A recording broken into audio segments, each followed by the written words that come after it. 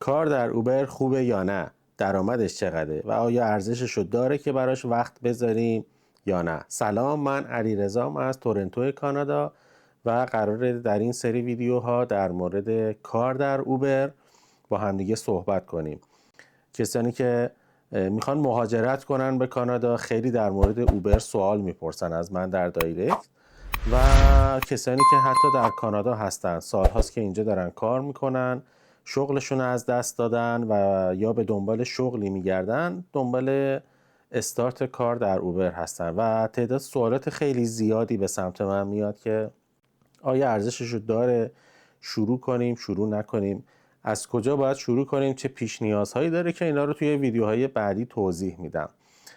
این ویدیو در مورد کساییه که میخوان کار اوبر رو شروع کنن و یا میخوان مهاجرت کنن، نگران درآمد شغلی بعد از مهاجرتشون هستن، مخصوصا در ماه‌های اول که خب استرس بعد از مهاجرت هم هست، هنوز با محیط آشنا نشدن، هنوز نمیدونن میتونن کار پیدا کنن یا نه، و پیشاپیش قبل از اینکه بخوان مهاجرت بکنن دوست دارن در مورد کار کردن در اوبر، میزان درآمدش اطلاعات داشته باشن و ببینن که آیا میتونن هزینه‌های زندگیشون رو با اوبر تأمین کنن یا نه. در مورد اینکه چه چیزهایی میخواد، چه پیش نیازهایی داره، چطور و از کجا میتونن شروع کنن، چه بخشش رو شروع کنن، توی ویدیوهای آینده و آتی توضیح خواهم داد. ولی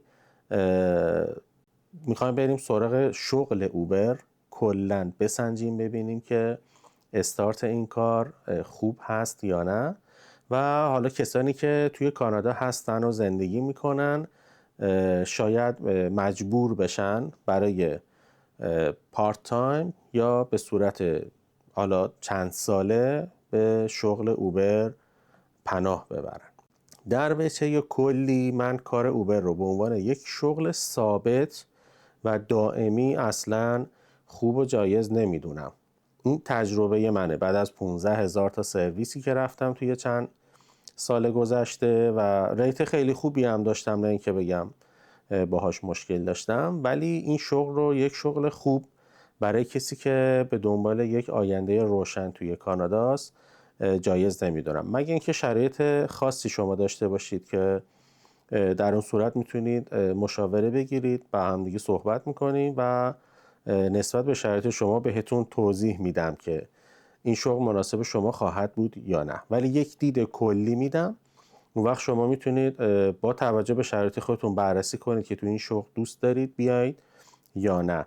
چون چیزی نیستش که شما تا یک مقدارشو برید بعد بگید که خب این چیز خوبی نبود و خب من نمیخوام ادامش بدم، چون برای استارتش نیاز دارید که یک سری هزینه ها رو انجام بدید.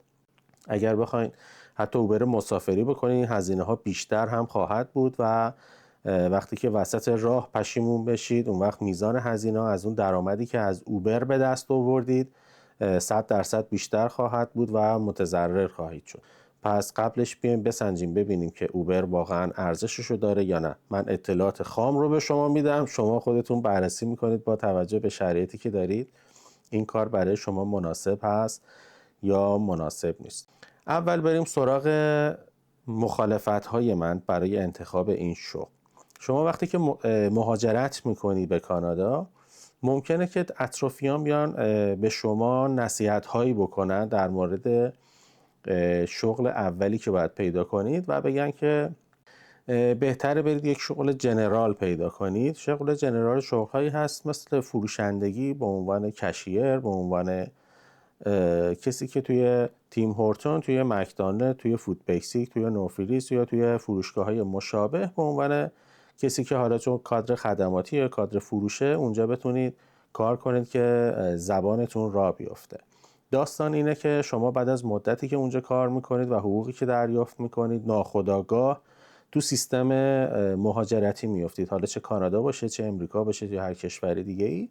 خدمات و محصولات به شما به صورت اقساط داده میشه و شما روی حقوقتون حساب میکنید. این حقوق‌ها رو این قسط‌ها رو پرداخت میکنید از حقوقتون و بعد از مدتی، بعد از 1 سال 2 سال میبینید توی لوپی افتادید که در اومدن ازش بسیار مشکله، چون درآمدی که دارید و صرف هزینه‌هایی از جمله اقساط میکنی که 80-90% بابت اقساط میره، یه مقدارش هم که بابت خورد و خوراک میره. و وقتی میخواین شغلتون رو عوض کنید میبینید که هیچ فرصتی پیدا نمیکنید که دنبال شغل دیگه ای برید. شغل اوبر هم مجزا از این نیست. اینکه اول کار میگید که من شغل اوبر رو به عنوان یک شغل موقت انتخاب کنم و برید توش، خب سریع به درآمد میرسید و بعد شروع میکنید روش اقساط بستن، گرفتن خونه بهتر، خرج بیشتر و بعد از یه مدتی میبینید که باید هی بیشتر رانندگی کنید، بیشتر کار کنید تا بتونید هزینه هاتون رو جبران کنید و دیگه میبینید هیچ فرصتی برای درس خوندن و یا دانشپذیری از یک علم دیگه ای که به دردتون بخوره، یک کار فنی که بخواید وقت بذارید برید یاد بگیرید رو ندارید. برای همین من با این شغل از این لحاظ مخالفم.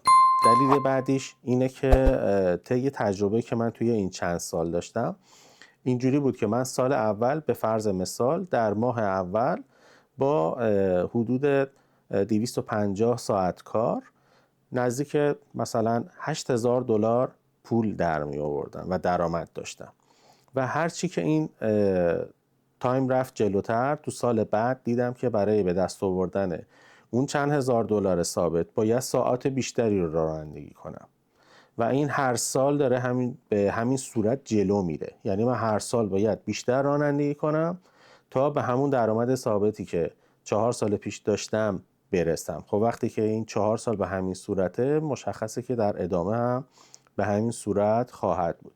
حالا یک نفر هزینه هاش پایین تره میاد توی شغل اوبر، میبینه که خب درآمدی که از این شغل داره هزینه هاشو خیلی خوب پوشش میده و میاد تعریف میکنه که بسیار شغل عالیه و میبینید که نفر بعدی میاد و میگه که نه اصلا هم شغل خوبی نیست. خب این خیلی بستگی به روحیات شما داره، به انعطاف پذیری شما داره، به تمرکز و قدرت شما در رانندگی، در برخورد با مشتریان و مسافران داره و نهایت اون نتیجه گیری شماست که بهتون میگه این شغل خوب هست یا نیست. این از دلایل مخالفت من با انتخاب شغل اوبر هست، منهای خطراتی که خب هر شغلی ممکنه داشته باشه، از جمله تصادفات، جریمه ها و سایر ساید افکت هایی که هر شغلی ممکنه تو زندگی شما بذاره، حالا چه اعصاب خردیه، چه خستگیه و یا هر چیز دیگه. همه شغل ها این رو دارن، اوبر هم مستثنا نیست، برای خودش این مشکلات رو داره. و اما از خوبیاش اینه که شما تقریباً کسی رو به عنوان رئیس بالا سرتون ندارید و اینکه شما تایمتون فلکسیبله. به عنوان مثال میتونید ساعت کارتون رو خودتون انتخاب کنید که چه ساعتی برید سر کار. اینو خیلی شنیدید که اوبر تایمش فلکسیبله. بله، تایم اوبر فلکسیبله، ولی انقدر هم فلکسیبل نیست. به عنوان مثال شما اگر دوست داشته باشید که تو خلوتی رانندگی کنید و کار کنید، ممکنه دوست داشته باشید 12 شب مثلا از خونه بزنی بیرون، بری تا 8 صبح کار کنی که بگی خب این تایم خلوت و بدون ترافیکه. خب همون قدر که خلوته همون قدر بدون مسافره، همون قدر هم خطرناکه، به خصوص در زمستان‌های تورنتو. ممکنه شما این ویدیو رو توی کشور دیگه غیر از کانادا و تورنتو ببینید. باز بستگی به شهر خودتون داره، ممکنه تو شهر شما شب فعالیت بهتر باشه مثل LA یا جاهای دیگه، ولی در کل کار فلکسیبل حدودی هست. نمیتونی بگید کاملا فلکسیبله. شما باید توی تایمی که مسافر بالاست فعالیت کنید که تا میتونی توی ساعت خلوتی و بدون مسافر حرکت نکنید، چون اونجوری فقط دارید هزینه بنزین و استهلاک ماشین رو پرداخت میکنید. پس اگر میخواین کار اوبر رو شروع کنید باید تمام جوانب اون رو در نظر بگیرید.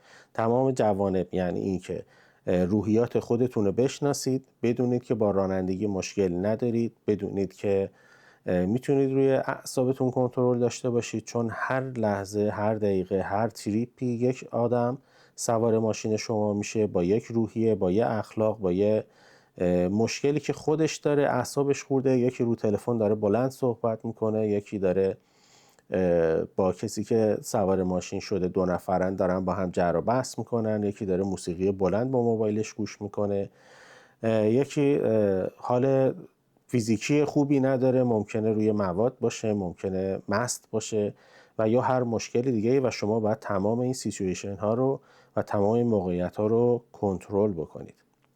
و وجه دیگهش هزینه های جانبی که کمتر دیدم کسی در موردش صحبت کنه، در مورد هزینه روغن، در مورد هزینه بنزین، در مورد هزینه لاستیک، در مورد هزینه اقساط، بیمه. بعضی از ماشین ها بیمه سنگین تری دارن و اینکه اصلا مخالفت میکنن با اینکه شما بخواید به صورت رایت شیر و یا حتی بیزینس بخواید ماشین رو استفاده کنید بعد اون رو تغییر بدید. تمام این مشکلات هم در کنارش هست، از جمله جریمه هایی که پلیس میکنه، جریمه هایی که شهرداری میکنه برای پارک کردن شما، چه بچه‌هایی که دارن دلیوری کار میکنن، چه بچه‌هایی که دارن به صورت مسافری کار میکنن برای سوار و پیاده کردن مسافر، ممکنه جریمه هایی دریافت کنن که واقعا اعصاب آدم رو برای 1-2 روز خورد میکنه و نهایتاً هم باید اینها رو پرداخت کنید. منهای افکت هایی که روی سابقه شما میذاره و حتی ممکنه شغل اوبر رو هم از دست بدید. من توی این مجموعه ویدیوها سعی میکنم که به صورت کامل، خلاصه و با دید باز نسبت به اوبر شما رو راهنمایی کنم. پس قرار شد قبل از اینکه شغل اوبر رو انتخاب کنید به عنوان یک شغل اصلی یا پارت تایم، تمام جوانب روحی، مالی و هزینه های اون رو در نظر بگیرید و ببینید که آیا براتون مناسب هست یا مناسب نیست و بعداً شروع به کار کنید. توی ویدیو بعدی در مورد پیش نیازهای شروع کار اوبر با هم دیگه صحبت میکنیم. اگر این ویدیو براتون مفید بود لایکش کنید، سابسکرایب یادتون نره، اون زنگوله رو هم بزنید. تا ویدیو بعد، خدا نگهدار.